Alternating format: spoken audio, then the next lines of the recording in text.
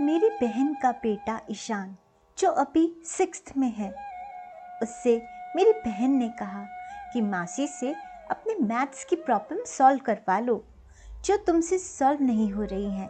Time waste मत करो। मैंने भी कहा आ जाओ ईशान, मैं सॉल्व करवा देती हूँ प्रॉब्लम्स। उसने जवाब दिया, मासी आपको भगवान ने सिर्फ मुझे प्यार करने और मेरे से खेलने के लिए बनाया है। आपको मेरी प्रॉब्लम सॉल्व करने वाला टीचर नहीं बनाया ना। आप तो बस मुझे प्यार करो और मेरे साथ खेलो। मासी बनकर रहो, टीचर बनकर मत रहो। वो सारी प्रॉब्लम ट्यूशन टीचर सॉल्व करवा देगी। सब उसकी ये बात सुनकर हंस पड़े, लेकिन उसकी ये बात मेरे कानों में गूंजने लगी। वो सब कुछ भुलाकर बस मेरे साथ खेल रहा था। खेलते खेलते वो तो सो गया और आने से पहले मैंने भी उसकी प्रॉब्लम्स सॉल्व कर दी।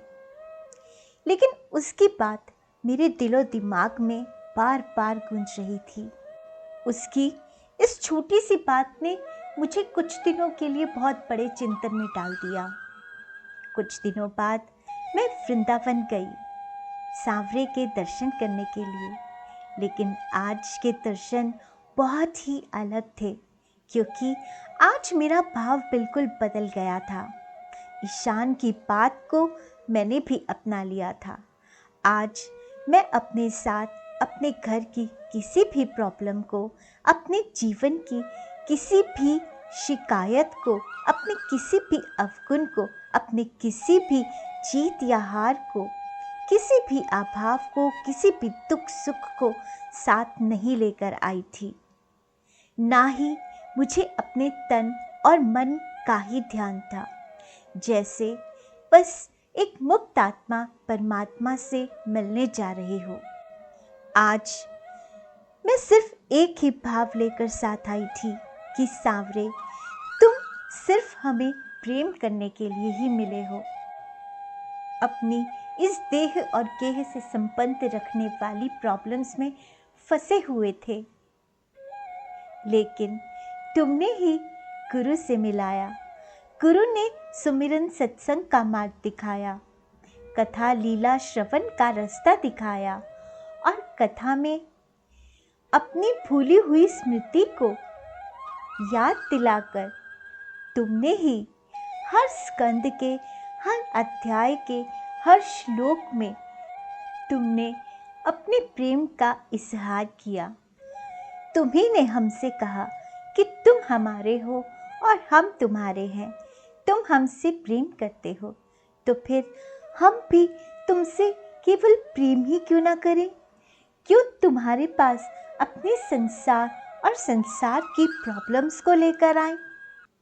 ये एहसास इतना सुंदर था कि जैसे कोई संसार त्याग कर रास में किसी गोपी का समर्पण हो। समर्पण एक ऐसा भाव है जो हमें हमारे जीवन के हर अभाव से, हर गुण अवगुण से, हर दुख सुख से मुक्त कर देता है। समर्पण में जन्म लेती है निश्चिंतता, जन्म लेता है निःशंका, जन्म लेता है साक्षी भाव, जन्म लेता है एक स्वीकृति, एक विश्वास और एक स्थिरता। यानी बाहर के संसार की नित्य बदलती परिस्थितियों में निश्चिंतता से, निःशंक होकर, साक्षी भाव से देखते हुए उन्हें स्वीकार करना और अंदर से अपने भगवान के प्रति, अपने इष्ट के प्रति, अपने बांके बिहारी के प्रति दृढ़ विश्वास और प्रेम में स्थिर रहना।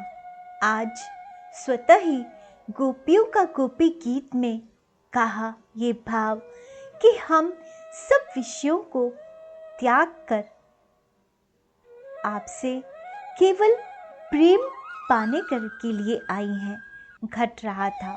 इस भाव ने मुझे संसार से हटा दिया था और एक दिव्य वृंदावन में, जहाँ सिर्फ सांवरे और मैं थे और हमारे बीच सिर्फ प्रेम था, एक दिव्य अलौकिक अनुभूति थी।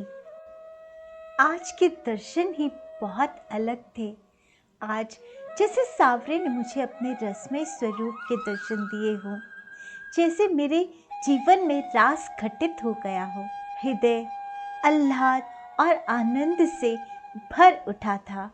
तो बंधुओं, हम सब अक्सर अपने परिवार के साथ, अपने दोस्तों के साथ, अपने एक ग्रुप में जाते हैं, लेकिन सिर्फ एक बार बिल्कुल अकेले सारे संसार को भुलाकर अपनी देह और देह से संबंध रखने वाले हर वस्तु को, हर संबंध को, हर दुख को, हर सुख को, हर गुण को, हर अवगुण को भुलाकर हृदय में सिर्फ बाके बिहारी से मिलने और उनसे प्रेम की भावना के साथ जाकर एक बार इसका अनुभव करके ज़रूर देखना।